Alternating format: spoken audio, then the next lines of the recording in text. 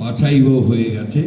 এরপরে আপনার সর্বশেষ যেটা আসবে প্রতীক বরাদ্দ আসবে, তারপরেই পুরোদমে নির্বাচনের প্রচারণা শুরু হবে। আমাদের কাছে এই নির্বাচনটা শুধু আমাদের কাছে নয়, জাতির জন্যে অত্যন্ত গুরুত্বপূর্ণ। এই জন্যই যে দীর্ঘ 15 বছর এই জাতি তাদের যে অধিকার, ভোট দেওয়ার যে অধিকার, সেই অধিকার থেকে তারা বঞ্চিত হয়েছে।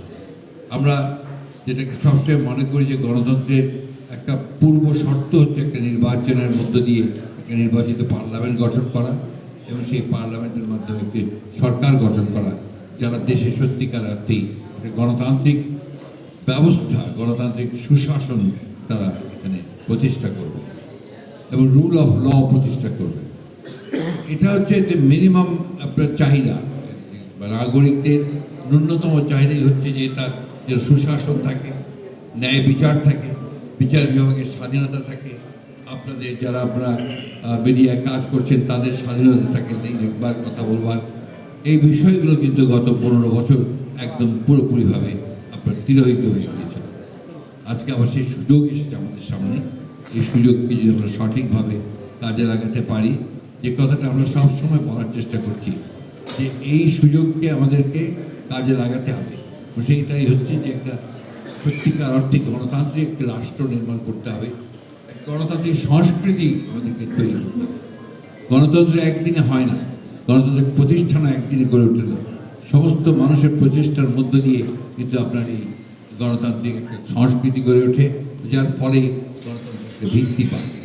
দুর্ভাগ্যক্রমে আমাদের দেশে এই কিছুদিন থেকে অন্তর্বর্তী সরকার আসার পর থেকে গত 1 বছরে একটা আপনার আমি বলবো যে একটা খুবই ভয়ঙ্কর একটা কালচারের শুরু হয়েছে, যেটা হচ্ছে মব ভায়োলেন্স, মবক্রেসি, যেটা গণতন্ত্রকে একেবারে ধ্বংস করে দিচ্ছে। এখান থেকে সচেতনভাবে সবাইকে বেরিয়ে আসতে হবে এবং এর প্রতিরোধ করে তুলতে হবে। তো সেটা সম্ভব একমাত্র একটা গণতান্ত্রিক ব্যবস্থা যদি আমরা চালু করতে পারি এবং সুষ্ঠু নির্বাচন করতে পারি, তাহলে সেটা সম্ভব। আমরা অত্যন্ত আশাবাদী যে আগামী যে নির্বাচন 12 তারিখে, ফেব্রুয়ারি 12 তারিখে অনুষ্ঠিত হবে, এখানে যে সমস্ত দলগুলো অংশগ্রহণ করছেন আবার সুষ্ঠু একটা নির্বাচন তারা করবেন। ইলেকশন কমিশনার তারা অত্যন্ত কনফিডেন্ট যে তারা এখানে সুষ্ঠুভাবে নির্বাচন করতে পারবেন। গভর্নমেন্টও সেইভাবেই কাজ করছে। সুতরাং আমরা মনে করি যে নির্বাচন তার পথে, তার গতিতে এগিয়ে চলেছে। আমরা সবাই যদি তাদেরকে সহযোগিতা করি, নিশ্চয়ই নির্বাচন কমিশন সফলভাবে একটি নির্বাচন পদ্ধতি সক্ষম।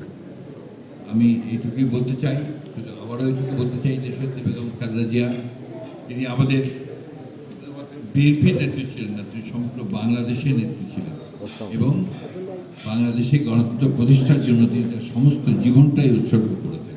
তার রাজনৈতিক জীবনের পুরোটাই হচ্ছে গণতন্ত্রের জন্য সংগ্রাম করা। সেই সংগ্রাম তিনি করেছেন এবং সেই সংগ্রামের মধ্য দিয়ে আমাদের মাঝ থেকে চলে গেছেন। আল্লাহর কাছে অশেষ শুকরিয়া আদায় করতে চাই যে তার চলে যাওয়াটা হয়েছে একটা রাজকীয় চলে যাওয়া। এই দেশের মানুষ যে তাকে কত ভালোবাসত তার প্রমাণ আমরা দেখেছি এই 30 তারিখে তার জানাজার মধ্য দিয়ে আমরা সেটা লক্ষ্য করেছি। আমরা সবাই তার আত্মার মাগফিরাতের জন্য কামনা করব। তিনি যে লক্ষ্যে আন্দোলন করেছেন, কারা নির্যাতন ভোগ করেছেন, কষ্ট করেছেন, অর্থাৎ এই গণতান্ত্রিক বাংলাদেশ তিনি দেখতে চেয়েছিলেন, সেই বাংলাদেশ যেন আমরা থেকে উপহার দিতে পারি, সেটাই হবে আমাদের একমাত্র লক্ষ্য।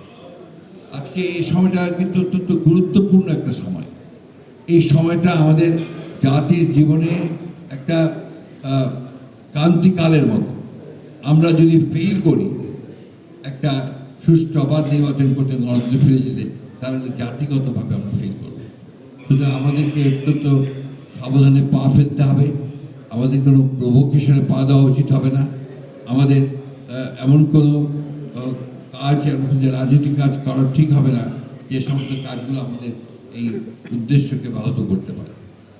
আমি সবশেষে সকলের কাছে, সব রাজনৈতিক দলগুলোর কাছে এই আহ্বান জানাতে চাই, আসুন আমরা সবাই মিলে অন্তত যে সুযোগটা আমরা পেয়েছি সেই সুযোগটাকে আমরা কাজে লাগাই।